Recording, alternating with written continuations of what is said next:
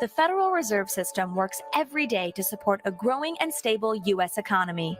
Across the United States, the Federal Reserve, through its Federal Reserve Education Program, also helps people understand how the economy works, so consumers have the tools to make sound financial decisions. Through this education program, teachers have access to classroom-ready online resources for students from kindergarten to college, videos, classroom lessons, online education, publications, and more. These resources are all free for educators to use in their lesson plans, or as they see fit. Many of the Federal Reserve System's regional reserve banks, located in 12 districts across the nation, also offer in-person and online professional development that allows educators to deepen their knowledge and hone their craft when it comes to economics, personal finance, and more. Students, too, can take advantage of in-person opportunities by taking tours of exhibits in many of the 12 Federal Reserve banks around the country. Whether a student visits with their family or a school group, they get an in-depth look at how the Federal Reserve works to promote a healthy, sustainable U.S. economy. At the Board and Reserve Banks, students also get hands-on opportunities like internships and participation on student boards, which introduce them to key economics concepts and potential careers in economics and finance. Consumers are empowered to make sound financial decisions through the availability of easy-to-understand resources that explain personal finance concepts, the broader economy, and the Federal Reserve's role in it. Federal Reserve Education is committed to equipping educators, educating students, and empowering consumers when it comes to understanding and participating in our evolving economy. For more information, visit federalreserveeducation.org to find links to resources and Reserve Bank programs offered near you, and follow Federal Reserve Education on Twitter at @FedEconEd.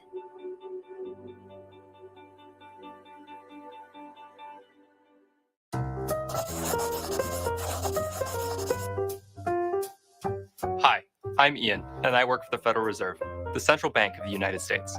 The Federal Reserve System consists of three main entities that perform key functions that serve the public and promote the health of our economy and the stability of our financial system. These key entities are the Federal Reserve Board of Governors, 12 Federal Reserve banks operating around our nation, and the Federal Open Market Committee.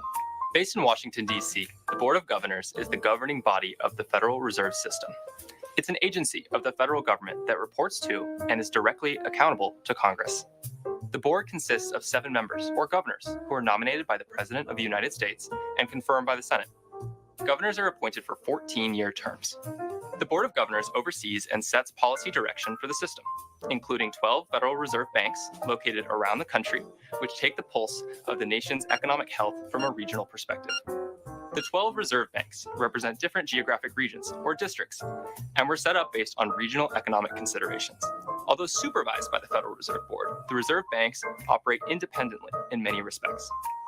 The reserve banks carry out a number of core system functions, such as supervising and examining commercial banks and other financial institutions, enforcing compliance with federal consumer protection and fair lending laws, while promoting local community development and lending to depository institutions to ensure crucial liquidity in the financial system.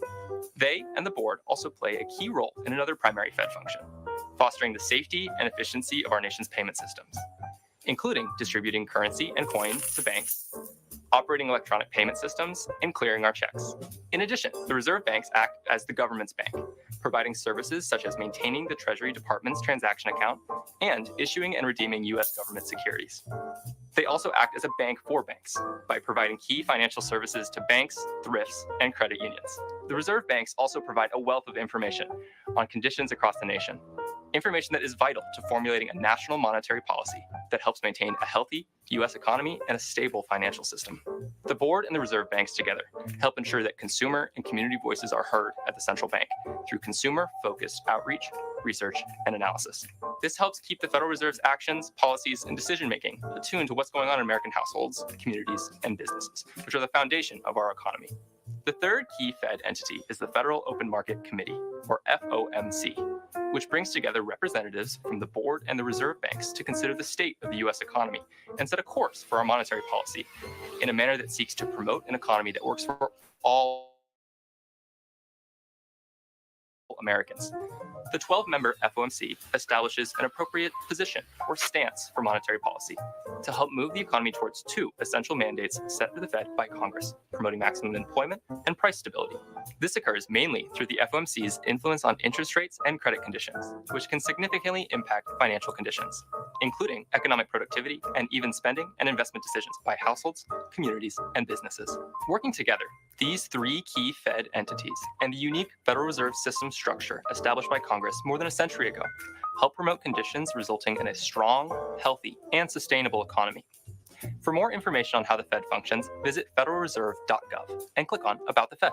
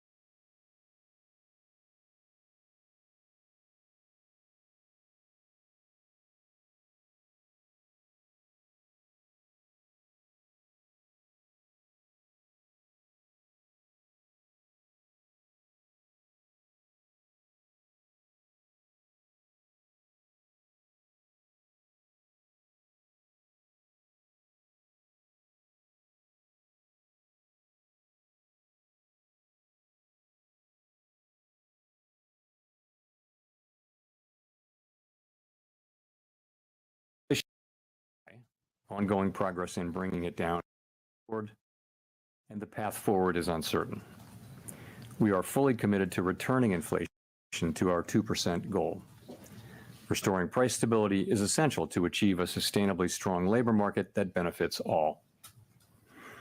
Today, the FOMC decided to leave our policy interest rate unchanged and to continue to reduce our securities holdings. Our restrictive stance of monetary policy has been putting downward pressure on economic activity and inflation. As labor market tightness has eased and progress on inflation has continued, the risks to achieving our employment and inflation goals are moving into better balance. I will have more to say about monetary policy after briefly reviewing economic developments. Recent indicators suggest that economic activity has been expanding at a solid pace. GDP growth in the fourth quarter of last year came in at 3.2%. For 2023 as a whole, GDP expanded 3.1%, bolstered by strong consumer demand as well as improving supply conditions. Activity in the housing sector was subdued over the past year, largely reflecting high mortgage rates. High interest rates also appear to have weighed on business fixed investment. In our summary of economic projections, committee participants generally expect GDP growth to slow from last year's pace, with a median projection of 2.1% this year and 2% over the next 2 years. Participants generally revised up their growth projections since December, reflecting the strength of incoming data, including data on labor supply. The labor market remains relatively tight, but supply and demand conditions continue to come into better balance. Over the past 3 months, payroll job gains averaged 265,000 jobs per month. The unemployment rate has edged up but remains low at 3.9%. Strong job creation has been accompanied by an increase in the supply of workers, reflecting increases in participation among individuals aged 25 to 54 years, and a continued strong pace of immigration. Nominal wage growth has been easing and job vacancies have declined. Although the jobs to workers gap has narrowed, labor demand still exceeds the supply of available workers. FOMC participants expect the rebalancing in the labor market to continue, easing upward pressure on inflation. The median unemployment rate projection in the SEP is 4.0% at the end of this year and 4.1% at the end of next year. Inflation has eased notably over the past year, but remains above our longer run goal of 2%. Estimates based on the Consumer Price Index and other data indicate that total PCE prices rose 2.5% over the 12 months ending in February, and that excluding the volatile food and energy categories, core PCE prices rose 2.8%. Longer-term inflation expectations appear to remain well anchored, as reflected in a broad range of surveys of households, businesses, and forecasters, as well as from measures from financial markets. The median projection in the SEP for total PCE inflation falls to 2.4% this year, 2.2% next year, and 2% in 2026. The Fed's monetary policy actions are guided by our mandate to promote maximum employment and stable prices for the American people. My colleagues and I are acutely aware that high inflation imposes significant hardship as it erodes purchasing power, especially for those least able to meet the higher costs of essentials like food, housing, and transportation. We are strongly committed to returning inflation to our 2% objective. The committee decided at today's meeting to maintain the target range for the federal funds rate at 5.25% to 5.5%, and to continue the process of significantly reducing our securities holdings. As labor market tightness has eased and progress on inflation has continued, the risks to achieving our employment and inflation goals are coming into better balance.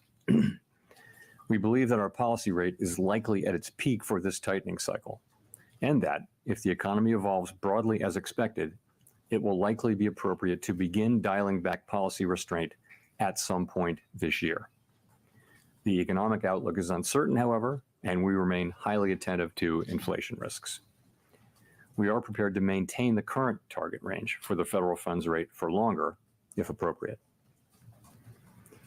We know that reducing policy restraint too soon or too much could result in a reversal of the progress we have seen on inflation and ultimately require even tighter policy to get inflation back to 2%.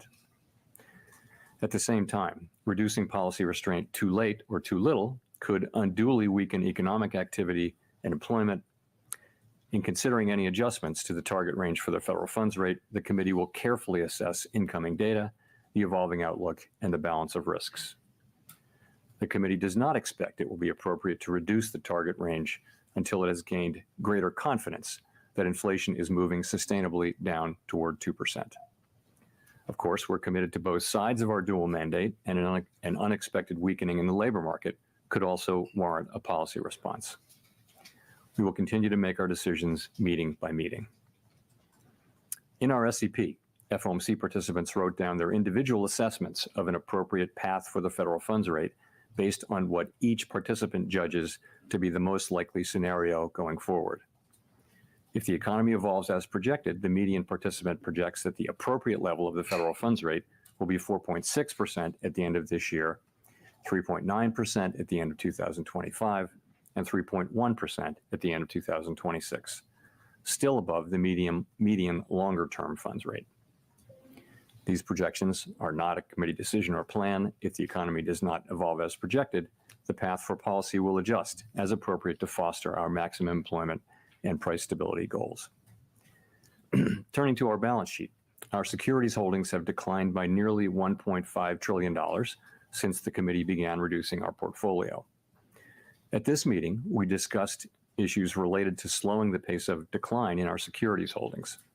While we did not make any decisions today on this, the general sense of the committee is that it will be appropriate to slow the pace of runoff fairly soon, consistent with the plans we previously issued. The decision to slow the pace of runoff does not mean that our balance sheet will ultimately shrink by less than it would otherwise, but rather allows us to approach that ultimate level more gradually. In particular, slowing the pace of runoff will help ensure a smooth transition, reducing the possibility that money markets experience stress and thereby facilitating the ongoing decline in our securities holdings consistent with reaching the appropriate level of ample reserves. We remain committed to bringing inflation back down to our 2% goal and to keeping our longer-term inflation expectations well anchored. Restoring price stability is essential to set the stage for achieving maximum employment and price stability over the long term. To conclude, we understand that our actions affect communities, families, and businesses across the country. Everything we do is in service to our public mission. We at the Fed will do everything we can to achieve our maximum employment and price stability goals. Thank you. Thank you. Microphone. Steve Leisman, CNBC. Mr. Chairman, the projections show somewhat higher core inflation. They also show somewhat stronger growth. What should we infer from this notion that on average rates were kept the same this year, but inflation is higher and growth is higher? Does it mean more tolerance for higher inflation and less of a willingness to slow the economy to achieve that target? Well, it doesn't. No, it doesn't mean that. What it means is that we've seen incoming, as I pointed out in my opening remarks, we did mark up our growth forecast, and so have many other forecasters. So the economy is performing well. And the inflation data came in a little bit higher as a separate matter, and I think that caused people to write up their inflation. But nonetheless, we continue to make good progress on bringing inflation down. And so. When you just to follow up, when you say that you're willing to either maintain the rate for longer, what is the tolerance of the Federal Reserve for inflation coming in above its 2% target? So we're strongly committed to bringing inflation down to 2% over time. That is our goal, and we will achieve that goal. Markets believe we will achieve that goal, and they should believe that, because that's what will happen over time. But we stress over time, and so I think we're making projections that do show that happening, and we're committed to that outcome, and we will bring it about. Rachel. Hi, Chair Powell, Rachel Siegel from the Washington Post. Thanks for taking our questions. You and others have been saying that relief on housing inflation is coming, but it still hasn't shown up meaningfully in the CPI or the PCE. Does that challenge your assumption about when the shift will finally break through, since it hasn't at that point? So I think there's some confidence that the market rents, lower market rent increases that we're seeing will show up in measures of housing services inflation over time. There's a little bit of uncertainty about when that will happen, but there's real confidence that they will show up eventually over time. But again, uncertainty about the exact timing of that. And will you be able to get overall inflation down to target if housing doesn't break through quickly? And does that affect the timing for eventual cuts this year? We will get aggregate inflation down to 2% over time. We will. And I would assume that what we'll continue to see is we'll see goods prices coming into a new equilibrium where they're going down perhaps not as quickly as they had been earlier this year, where housing services inflation will come back down as current market rents are suggesting will happen, and where non-housing services will move back down. Some combination of those three things, and it may be different from the combination we had before the pandemic, will be achieved and will bring inflation back down to 2% sustainably.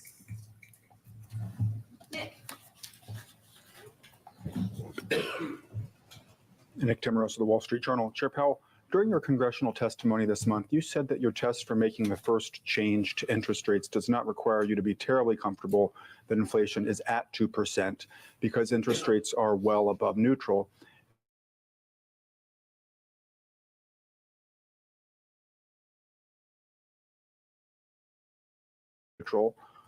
Why would the first cut be highly consequential? Is that because you anticipate one cut would be followed by one or two more,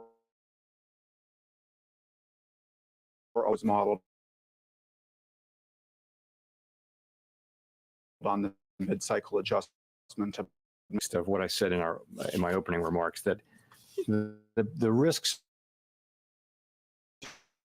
are really two-sided here.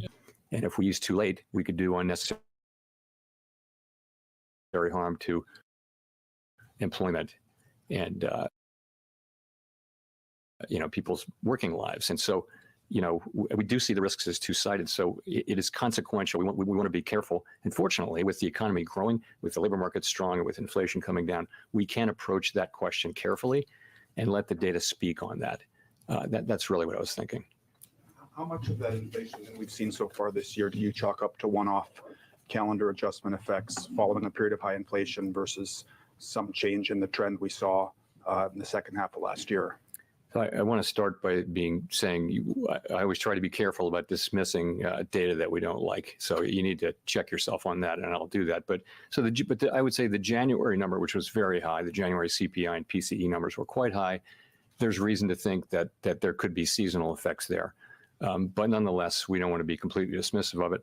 The February number was higher than expectations, but we have it at currently well below 30 basis points core PCE, which is not terribly high. So it's not like the January number. But I take the two of them together, and I think they haven't really changed the overall story, which is that of inflation moving down gradually on a sometimes bumpy road toward 2%. I don't think that story has changed. I also don't think that those readings added to anyone's confidence that we're moving closer to that point. But we didn't. Last thing I'll say is we didn't excessively celebrate the good inflation readings we got in the last 7 months of last year. We didn't take too much signal out of that. What you heard us saying was that we needed to see more, that we could, we wanted to be careful about that decision. And we're not going to overreact as well to these 2 months of data, nor are we going to ignore them.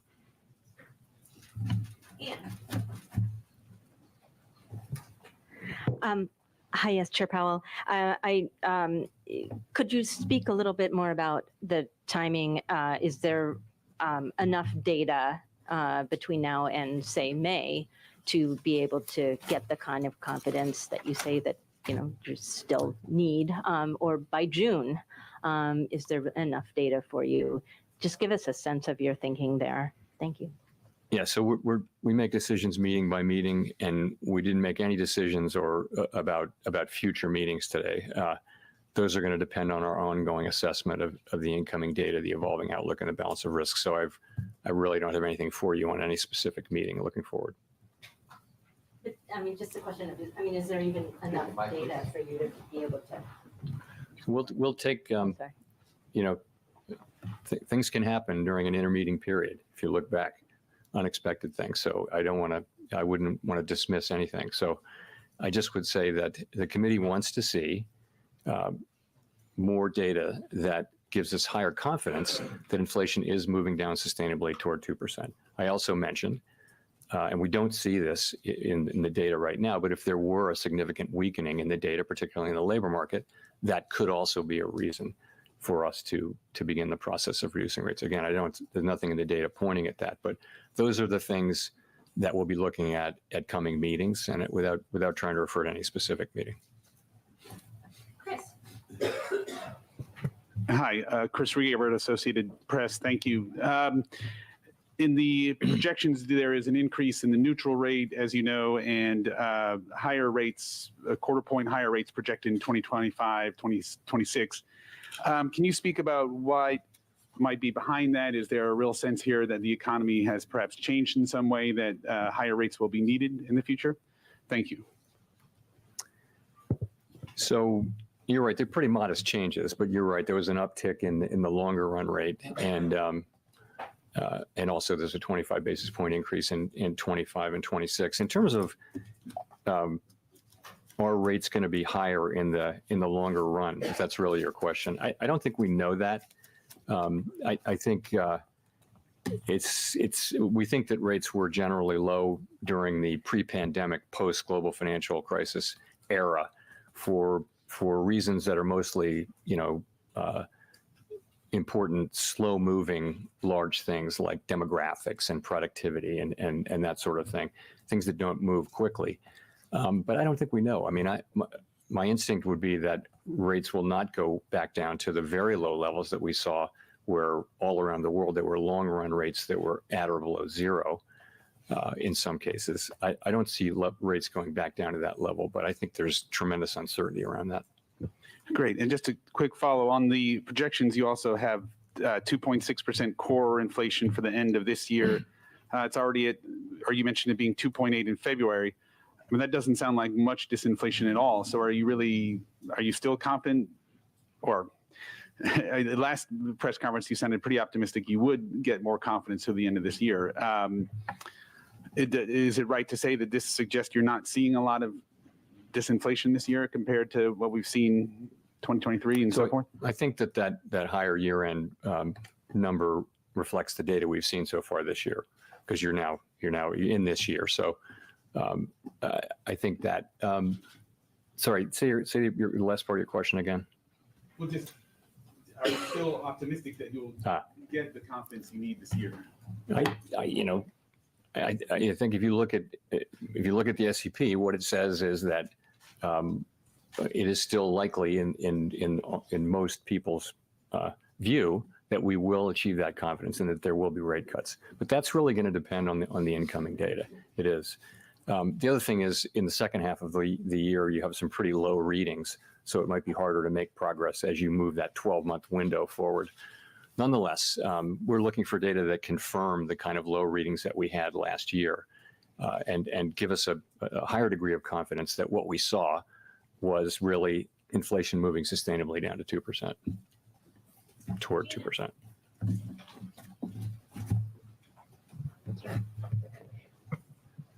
Gina Smilik, The New York Times. Thank you for taking our questions. Per your comment to Anne that a weakening in the labor market would be a reason to potentially cut rates, or at least a consideration in making a rate cut, would continued strength in the labor market be a reason to hold off on rate cuts? And just in general, if labor supply continued to rebound in 2024 the way it did in 2023, what would stronger hiring and possibly stronger growth mean for the path forward on policy? Yeah, so if what we're getting is a lot of supply and a lot of demand, and that supply is actually feeding demand because workers are getting paid and they're spending, and that's, what you would have is potentially kind of what you had last year, which is a bigger economy where inflationary pressures are not increasing. In fact, they were decreasing. So you can have that if you have the continued supply side activity that we had last year with both with supply chains and also with growth in the size of the labor force. But so strong hiring in and of itself would not be a reason to hold off on rate cuts. No, not all by itself. No, I mean we saw you saw last year very strong hiring and inflation coming down quickly. We now have a better sense that a big part of that was supply side healing, particularly with growth in the labor force. So, in and of itself, strong job growth is not a reason, for us to be concerned about inflation. Neil. Hi, Chair Powell. Neil Irwin with Axios. How do you assess the state of financial conditions right now? And in particular, do you view the kind of easing in financial conditions since the fall as consistent and compatible with what you're trying to achieve on the inflation mandate? So we think there are many different financial conditions indicators, and you can kind of, see different answers to that question. But ultimately, we do think that financial conditions are weighing on economic activity, and we think you see that in a great place to see it is in the labor market, where you've seen demand cooling off a little bit from the extremely high levels. And there I would point to job openings, quits, surveys, the hiring rate, things like that are really demand. There are also supply side things happening, but I think those are demand side things happening. We saw, that's been a question for a while. We did see progress on inflation last year, significant progress, despite financial conditions sometimes being tighter, sometimes looser.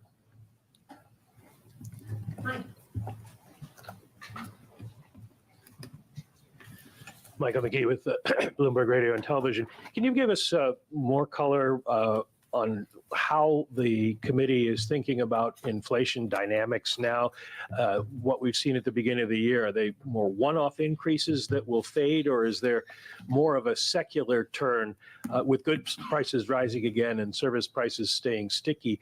And also, housing prices have been sort of the Godot of this cycle, in that you keep expecting them to go down and they don't. How does the committee see this playing out forward since you've raised your inflation forecast?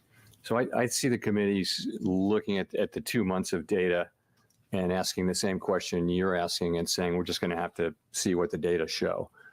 As I mentioned, you can look at January, which is very high reading, and I think many people did see the possibility of seasonal adjustment problems there. But again, you got to be careful about dismissing the parts of the data that you don't like. So then February wasn't as high, but it was higher. So the question is, what are we going to see? We tend to see a little bit stronger, this is in the data, a little bit stronger inflation in the first half of the year, a little bit less strong later in the year.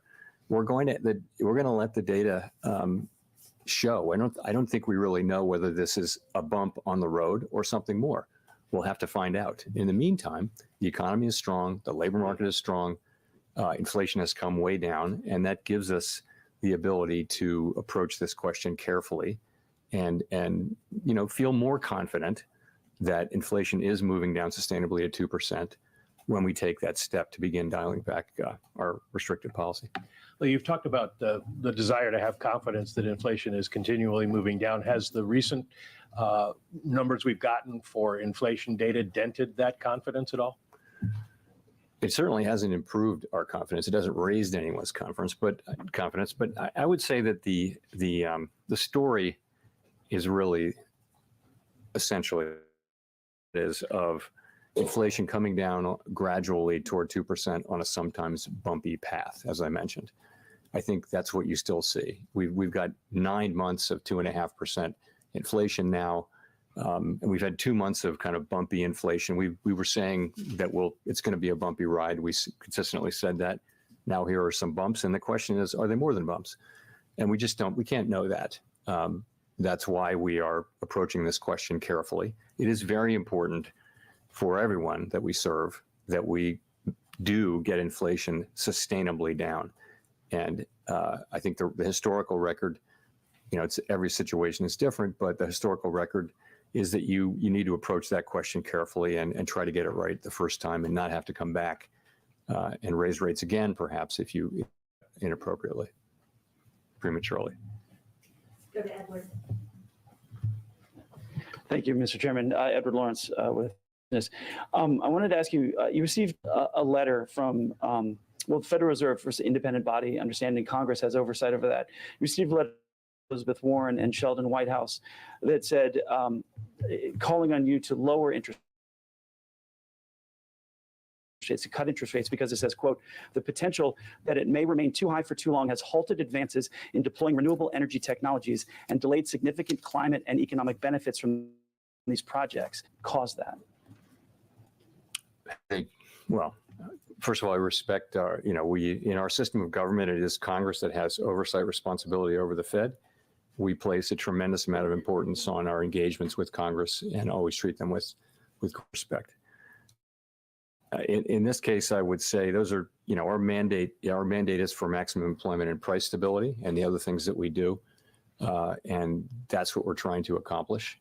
We're trying to do that in a way that sustains the strong growth we're seeing, the strong labor market we're seeing, but allows us to make further progress with inflation. That's how we can best leave the other issues, which in many cases are incredibly important, such as those you mentioned, leave those to the people who have responsibility for those. There was another letter from 24 lawmakers saying that they're squeezing the working people. How do these letters? We receive these letters with respect, and we write careful responses and address concerns. We listen, again, because we're talking to the people who in our system of government have oversight over our activity. So but at the end of the day, we take that on board, but we have to make our judgments and our knitting, which is maximum employment, price stability, supervise and regulate the banks, work on the payment system, the things that we do.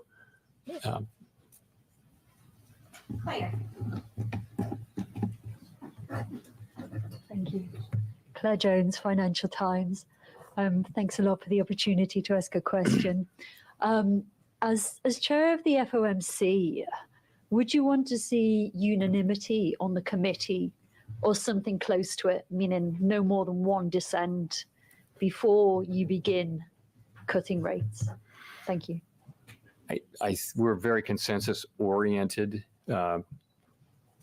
organization, and we do try to achieve consensus and ideally unanimity. People do dissent. It's something that happens. Life goes on, and it's not a problem. We've always had dissents, and so and you respect thoughtful dissents very much. It's like you may not agree with some arguments, but you really want to understand them. So you may read a book that takes a position that you have long opposed, just to understand that book. So I treat dissents with real respect as well.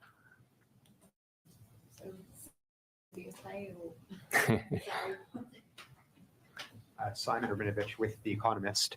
Can you hear me? Yes. Okay, great. Obviously, inflation is some ways away from target. Unemployment, though, if you look at the projection for the full year, 4.0%. In February, we were already at 3.9%, so quite close to the median projection. Are you concerned at all that, notwithstanding the very strong jobs growth, that in fact there may be some cracks appearing in the employment market? You talked about a significant deterioration in the labor market being a condition for easing rates. What would constitute that in your books? Thank you. So we, of course, monitor it's one of our two goal variables. We all monitor the labor market very, very carefully, and I don't see those cracks today. And we follow all the possible stories that are out there about there being cracks. But the overall picture really is strong labor market. The extreme imbalances that we saw in the early parts of the pandemic recovery have mostly been resolved. You're seeing high job growth. You're seeing big increases in supply. You're seeing strong wage growth, but wage growth is gradually moderating down to more sustainable levels. In many, many respects, the things are returning more to their state in 2019, which we can think of as normal for this purpose. That's job openings and quits, and surveys of workers and businesses are always interesting on this. How tight is how easy is it to find a job, how easy it is to find a worker. Those surveys have both come down. So the labor market's in good shape.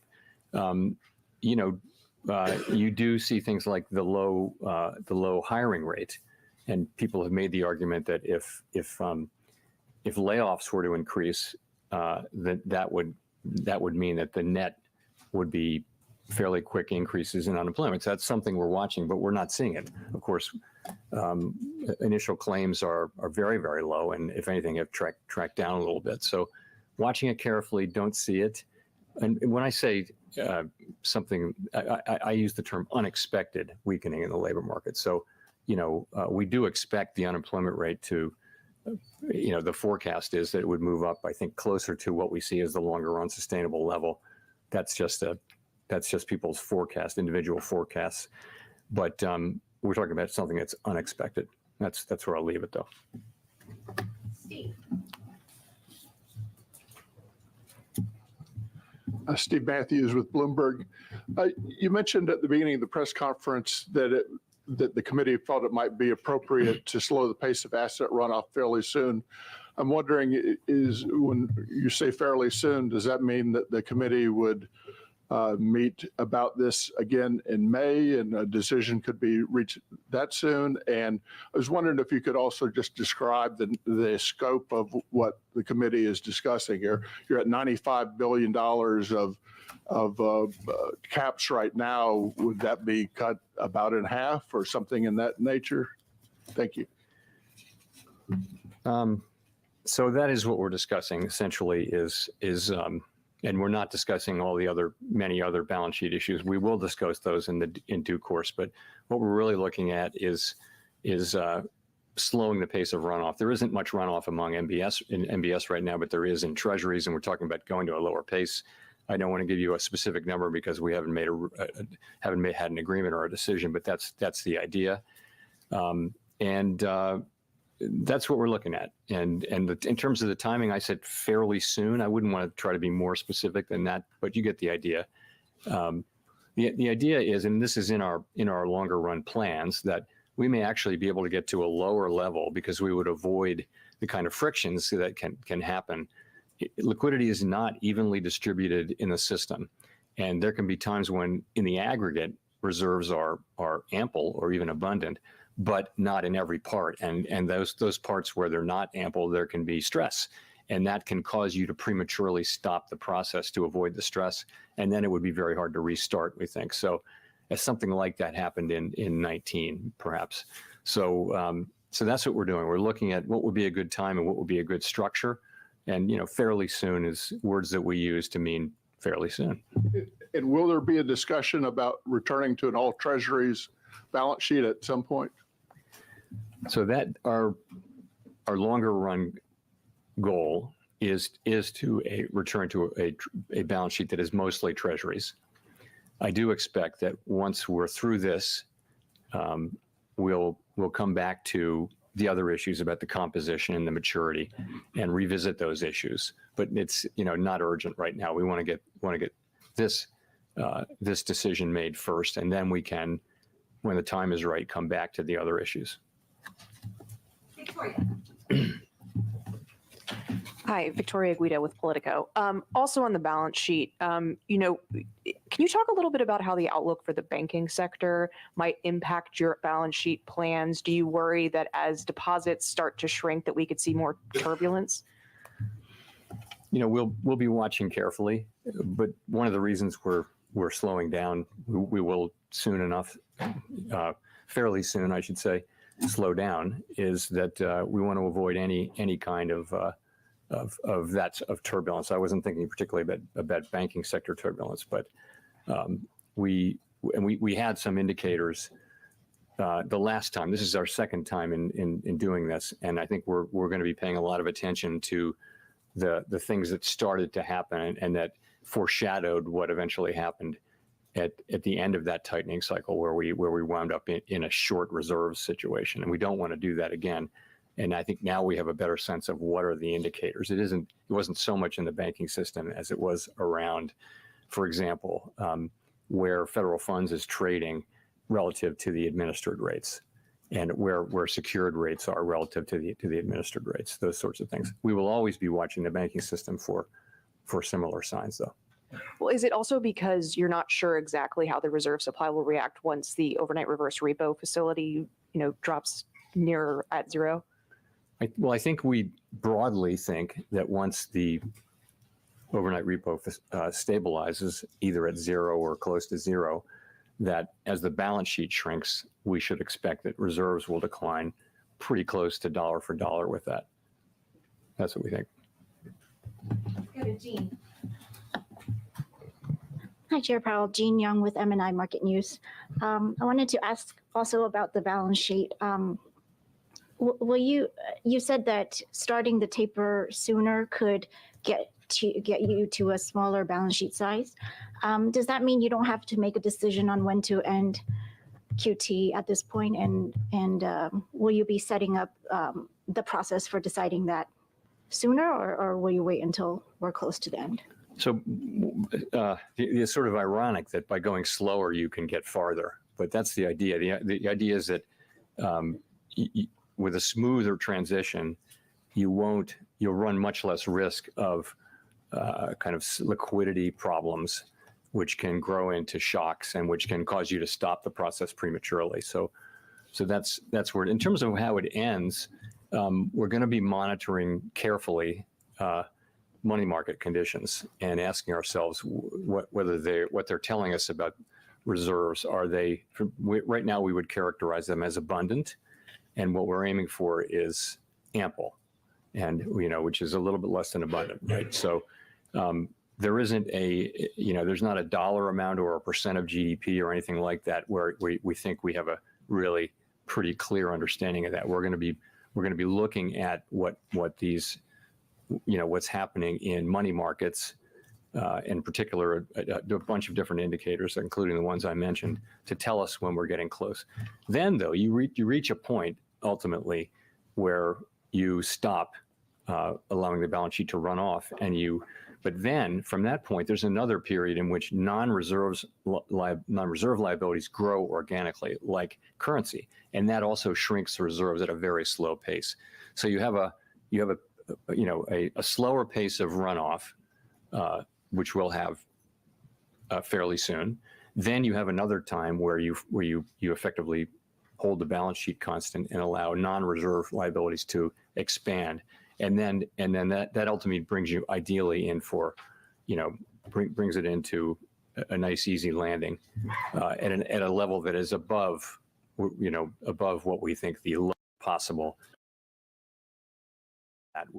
We want to have a cushion, a buffer, because we know that demand for reserves can be very volatile, and we don't want to again find ourselves in a situation where there aren't reserves. We have to turn around and buy assets and put reserves back in the banking system the way we did in 2019-20.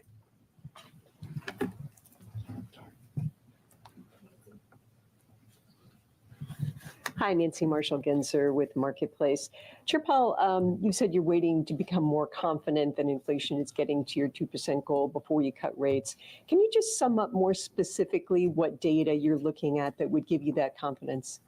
Sure. So most importantly, we're looking at the incoming inflation data and the contents of it and what they're telling us. So that'll be, and also the various components. So obviously that's what we want. We want more confidence that inflation is coming down sustainably toward 2%. And I mean, of course, we'll also be looking at all the other things that are happening in the economy. We'll look at the totality of the data, including everything essentially, as we make that assessment. But the most important thing will be the inflation data that's coming in. Well, are there things that you would give more weight to, like wages? Wages is one thing. We don't. Our target is not wages. It's really inflation. We would look to the fact that wages are still coming in very strong, but they've been wage increases. That is to say, wage increases have been quite strong, but they're gradually coming down to levels that are more sustainable over time, and that's what we want.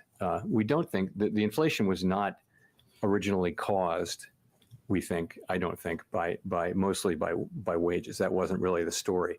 But we do think that to get inflation back down to 2% sustainably, we'd like to see, continuing gradual movement of wage increases at still high levels, but back down to levels that are more sustainable over time.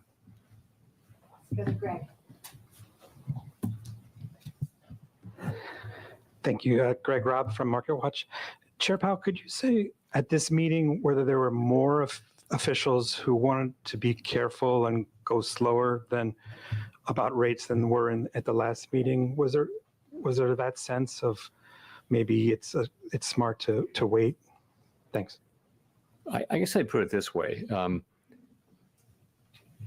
If you look at the incoming inflation data that we've had for January and February, I think very broadly that suggests that we were right to wait until we're more confident. So I think I didn't hear anyone dismissing it as not information that we should look at or anything like that. So I think generally speaking, it does go in the direction of saying, yes, it's appropriate for us to be careful as we approach this question. Brendan. Thanks, Chair Powell. Brendan Peterson with Punchbowl News. I wanted to ask you about central bank digital currency stuff. We've been hearing a lot from Republicans in Congress about what the Fed is or isn't doing in a digital dollar. But folks, I know you have said to Congress that you are going to wait for approval before the Fed does anything, launches anything. But folks like House Majority Whip Tom Emmer have said that the Fed is either actively researching or hiring personnel to study the implications of a CBDC. Can you give us any clarity on what the Fed is doing right now on a digital dollar? Sure. So I think we've been pretty transparent on this, but I'll try harder. So we are not getting ready to, we haven't come to a conclusion that we should propose or anything like that, that Congress consider legislation to authorize a digital dollar. And it would take legislation by Congress signed by the president to give us the ability to do what we think of as a CBDC, which is really a retail CBDC with the public of it. So we're just a long, long way from that. What we are doing, and I think what every major central bank is doing, is we're trying to stay in the frontiers of what's going on in digital finance. And it has many, many different areas. It has applications in wholesale finance, in the payment system. And so we to serve the public, these issues have become very front burner in the last 5 or 6 years. We need to be knowledgeable about all that. So we actually do have people trying to understand things that are, but it's wrong to say that we're working on a CBDC and then we've secretly got a lab here where we've got one and we're just going to spring it on Congress at the right moment. We don't. I haven't at all in my own mind made a decision that I think this is something the U.S. should be doing. I just think it's something we need to understand, and we do have people who are keeping up with that as part of the broader payments landscape. That's how I would characterize it. Mark.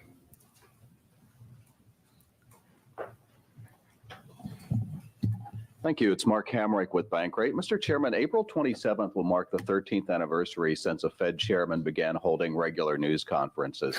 How important is that higher transparency been in your view, both for the proper functioning of the central bank and also in accomplishing your mission? And is there more that you and your colleagues can do on the transparency front, and what might that look like? I generally think, this movement actually started, 30 years ago, when some academics posited that a more transparent central bank, if the public understands your reaction function, the markets will do your work for you. They'll react to the data. And so it all happens that way. And so there's been a march toward greater and greater transparency. And that certainly Chairman Bernanke advanced that. So Chairman Greenspan did, Chair Yellen did. And so we went from four press conferences a year to 8. So now every meeting really is live now. I think that's a good innovation. I wouldn't want to turn it back. We also have done a bunch of other things. We have an annual supervision report, financial stability report. I mean, there's a long list of things that we've done. I think I mean, nothing comes to mind as really desperately in need of doing at this moment. We're very transparent. We have no shortage of FOMC participants speaking to the public through the media. And so that channel is full, I would say.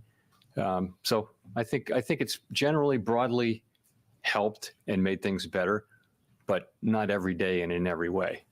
Well, to follow up, has there ever been a day where you wanted to put that genie back in the bottle somewhat? Of course not. Let's go to Jennifer for the last question.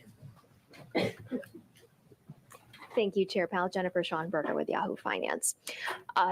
Not to harp too much more on confidence and inflation, but you did say earlier in this press conference that the recent inflation data hasn't raised anyone's confidence. But when you testified before the Senate a couple weeks ago, you told lawmakers that you are, quote, not far from receiving the confidence needed on inflation to begin cutting rates. So are you still of that belief or not? What are we to take by those words, not far? So let me say my main message at that in those 2 days of hearings was really that the committee needs to see more evidence to build our confidence that inflation is moving down sustainably toward our 2% goal. And we don't expect that it will be appropriate to begin to reduce rates until we're more confident that that is the case. I said that any number of times. So those were kind of the main part of the message. We repeated that today in our statement. I also, to the language you mentioned, I really pointed out that we had made significant progress over the past year. And what we're looking for now is confirmation that that progress will continue. We had a series of inflation readings over the second half of last year that were really much lower. We didn't overreact, as I mentioned, but that's what I had in mind. But given that you said that PCE for February, 2.8%, the estimate, and that we have been seeing PCE, core PCE coming down by 10% every month, I mean, wouldn't you be at about 2.4% this summer, June, July, to a point where you could cut then? Well, we'll just have to see how the data come in. We would, of course, love to get great inflation data. We got really good inflation data on the second part of last year. Again, we didn't overreact to it. We said we needed to see more, and we said it would be bumpy. And now we have January and February, which I've talked about a couple of times. So, we're looking for more good data, and we would certainly welcome it. Thank you. Thank you. Thank you.